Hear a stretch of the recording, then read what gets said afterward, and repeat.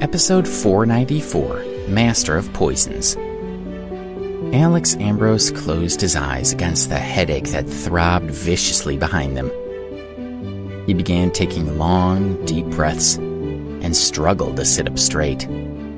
His training took over, and he felt his headache dissipate slowly. When he could think clearly again, the question he hadn't had time to answer demanded his attention. Someone had targeted Joe Hall's family, but why? Joe doesn't know anything about the weird stuff that happens around me, he thought. So why would he call me instead of an ambulance? Obviously, someone was trying to send Alex a message. A warning, he wondered, or a threat? He opened his eyes and watched Joe and his family breathe deeply and evenly. To anyone who didn't know better, they looked like they were sleeping. He fiddled with the bottle of water he'd used to administer the improvised antidote with and tried to make sense of the situation. Suddenly, he realized that he wasn't alone. He was being watched, and he hadn't noticed. The faint scent of cherry blossoms was all the warning he had before a dark figure rushed at him. Almost faster than his eye could see, a hand sped toward Alex's jaw. It would have broken his neck if it had landed, but Alex dodged it. In the same motion, he swung his left hand in a wide arc, catching his attacker's arm. The momentum of Alex's defense flung the attacker across the living room, crashing through the opposite wall into the dining room. This is the trap, he thought grimly, and moved toward the dining room. Whoever had set this all up knew he'd use his own inner force to save the Halls. He was supposed to have completely exhausted himself so that he'd be an easy target, an easy kill. If he hadn't used the seed, he probably would have been. Alex was right. That's exactly how Harvey Kingston had planned his attack. It was how the ghosts operated. Why risk a head-on attack when you can ambush a weakened opponent? But the ghosts also like to make sure they had contingencies in place. And Kingston may prefer a sneak attack, but he wasn't afraid to fight face to face. Kingston rolled to his feet gracefully, shedding plaster dust and debris, and danced backward as Alex approached. With a grin, he reached behind him and flung both hands toward Alex. Tiny blades flew at Alex like darts. Each one was coated with one of Kingston's special poisons, a particularly nasty little beauty that caused rapid tissue decay. One drop would make Alex's skin start to rot while his bloodstream carried the poison to his vital organs, which would then start to liquefy.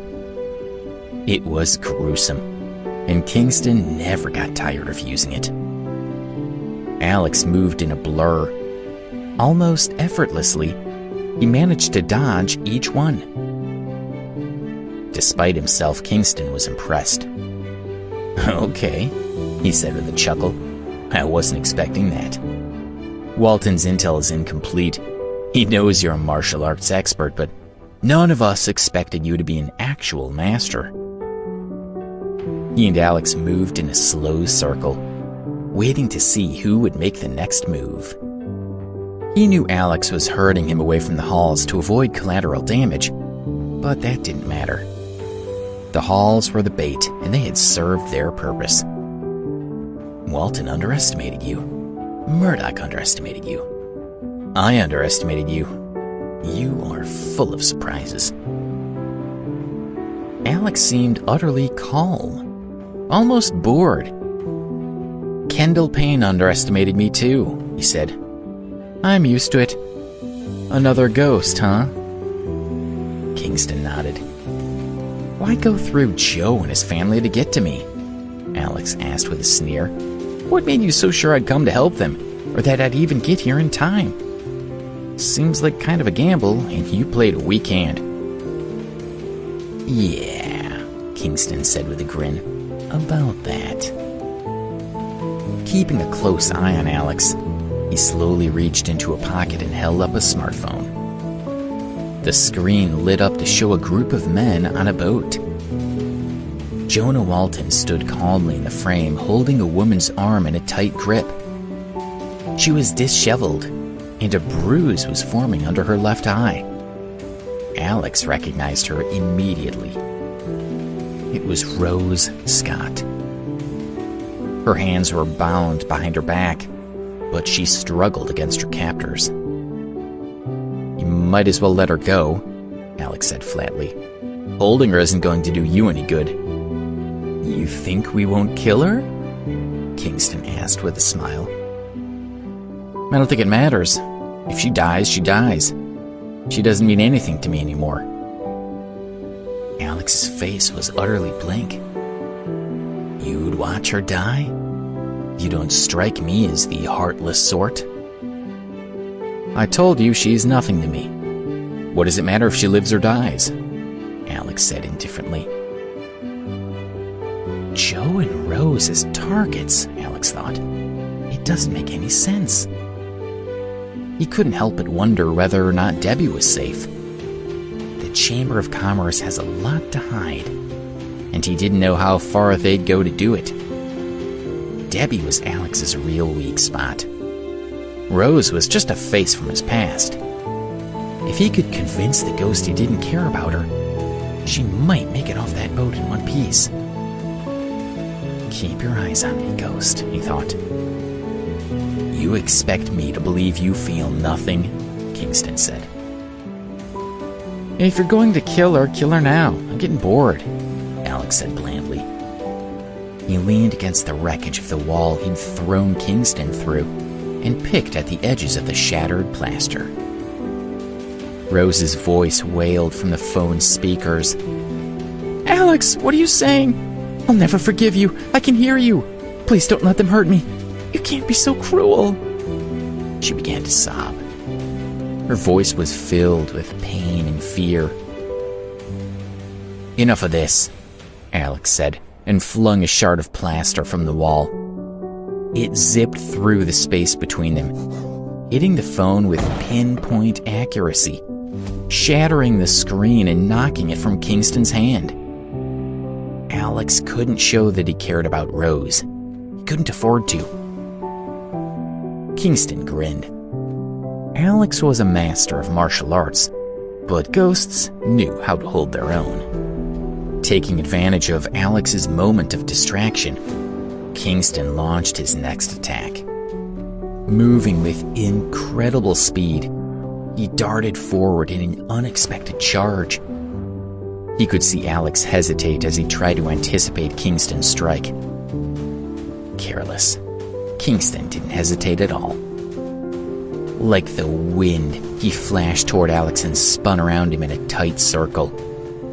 As he moved, a sharp blade slid into his hand from a hidden sheath in his sleeve. He slashed at Alex's throat, but Alex spun with him, avoiding the strike. Kingston had planned for the dodge, knowing it would leave an opening for the blade he'd hidden in his opposite hand. He rolled away and put some space between them. He had managed to cut through Alex's shirt and leave a thin cut on his arm. The expression on Alex's face was one Harvey Kingston would remember with pride. Not every toxin was meant to kill an opponent right away. Where was the fun in that? The one on these blades was a delightful combination of fast-acting hallucinogens, paralytics, and neurotoxins.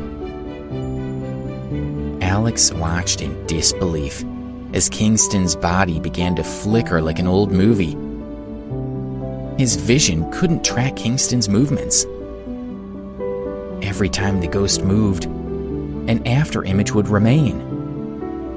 As he circled Alex, he left a slow-moving shadow of himself. In moments, Alex was surrounded by dozens of Harvey Kingstons, all of them smiling cruelly and holding knives in both hands. Strobing lights and shadows made it hard to distinguish which was the real Kingston. The ghost attacked in a spinning whirl, slashing high and low. Dozens of shadows holding short knives came at him. Alex had no way to fight back. After a flurry of slashes and stabs, the attack stopped. Alex was covered in shallow cuts. All of them stung, but none were fatal. Kingston was toying with him. Unable to speak, barely able to stay conscious, Alex fell to his knees. "Everything dies, Ambrose. You're no exception." The ghost was mocking him. "Those cuts won't heal, you know. If you don't bleed to death first, your heart will give out in 3 days." He crouched beside his fallen opponent. "My poisons are the deadliest in the world," he said proudly, and plunged one of his knives into Alex's gut with a laugh.